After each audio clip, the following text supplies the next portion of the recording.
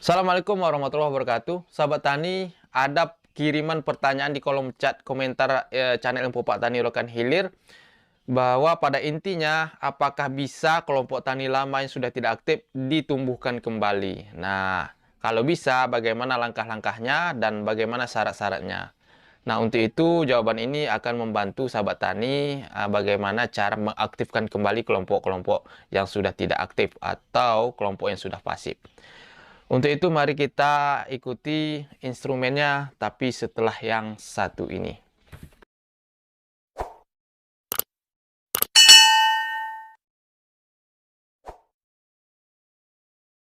Sahabat tani yang baru saja bergabung di channel Info Pak Tani Rokan Hilir, kami sarankan untuk menekan tombol subscribe dan tombol tanda lonceng agar sahabat tani tidak ketinggalan informasi menarik lainnya dari channel ini.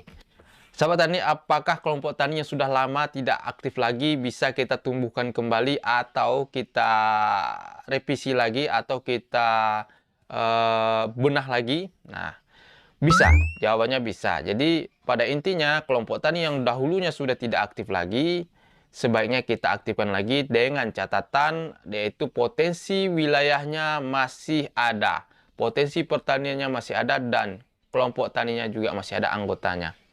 Nah, namun mungkin ada beberapa faktor yang menyebabkan tidak aktif seperti pengurusnya tidak aktif atau sudah lama tidak ada pembinaan atau memang ada unsur-unsur atau penyebab-penyebab lainnya sehingga kelompok ini tidak aktif. Mungkin tidak ada iuran, tidak ada kegiatan atau apapun sejenisnya sehingga kelompok ini dinilai tidak aktif atau sudah lama sekali bertahun-tahun tidak melakukan kegiatan-kegiatan seperti penyuluhan dan lain-lainnya.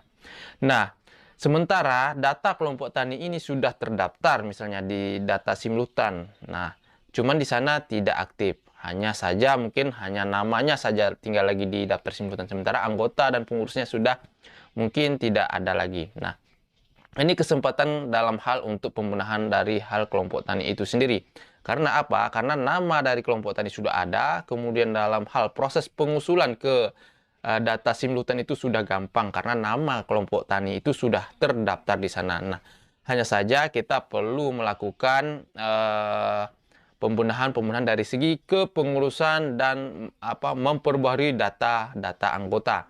Nah, bagaimana caranya? Kita urutkan satu persatu. Yang pertama, melakukan identifikasi wilayah dan potensi wilayah serta keanggotaan dan jumlah lahan yang ada serta data-data yang dibutuhkan.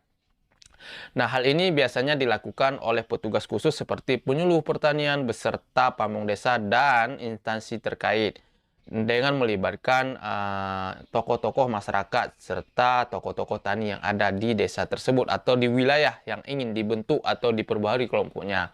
Nah, setelah itu, runutan yang kedua, data-data yang sudah dapat, kemudian kita diskusikan secara bersama, yaitu dengan pamong desa, dengan tokoh tani, dengan masyarakat-masyarakat, bahwasanya kelompok tani yang sudah lama ini tidak aktif, maka akan kita kembalikan atau kita aktifkan kembali untuk dijadikan pembinaan atau dijadikan suatu organisasi yang bisa berjalan seperti hal yang kita inginkan, yaitu kelompok tani. Nah, setelah nanti mendapatkan persetujuan dan diskusi ini sudah matang, ada titik temunya, maka kita lakukan musyawarah pembenahan kelompok tani. Nah, perbedaan dari pembentukan kelompok tani yang belum ada kelompoknya dengan yang sudah ada, yaitu dengan kata-kata pembenahan. Artinya, di dalam hal nanti pembuatan berita acara, dibubuhi, tanda tangan, dan sebagainya, judulnya adalah berita acara pembenahan kelompok tani. Artinya, kelompok tani sudah ada, kita benah, dan kita tuangkan dalam sebuah berita acara. Itu yang runutan yang ketiga. Kemudian yang keempat, di dalam hal musyawarah, di dalam hal rapat pembentukan kelompok tani ini, tentu kita juga mengacu atau mengikuti aturan yang sudah ada, yaitu melakukan pemilihan kepengurusan secara demokrasi tanpa memilih nama kelompok lagi karena nama kelompok tani sudah ada terdaftar di Simlutan. Itu kemudian ditambah seksi-seksi yang membantu jalannya organisasi serta membuat berita acara, yaitu berita acara pembenahan kelompok tani. Nah, di dalam susunan kepengurusan yaitu seperti biasa, ketua, sekretaris, dan bendahara. Dilengkapi dengan seksi-seksi yang dibutuhkan seperti seksi produksi, seksi hama dan penyakit, dan seksi-seksi lainnya.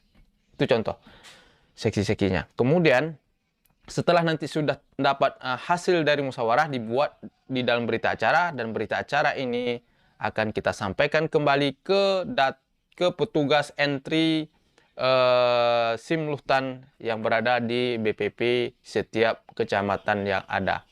Nah, setelah nanti disampaikan di sana oleh petugas ataupun penyuluh pertanian, maka dilakukan pendataan ulang dan sistem entry ke data SIM Luhtan supaya kelompok tani yang sudah tidak aktif tadi akan kembali aktif di data SIM Luhtan. Nah, itulah caranya untuk mengaktifkan kelompok tani, sangat luar biasa ini.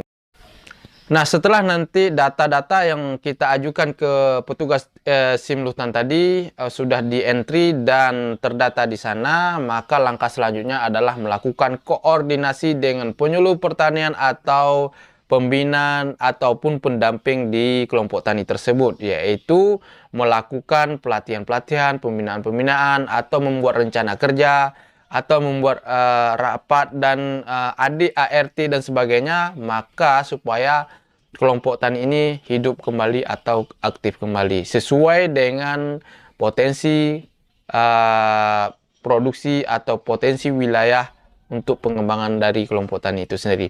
Mungkin itu tips untuk mengembangkan atau menumbuhkan kelompok tani yang sudah ada. Sangat gampang sekali, bisa dicoba dan bisa dilaksanakan supaya kelompok kita tetap aktif dan eksis kembali.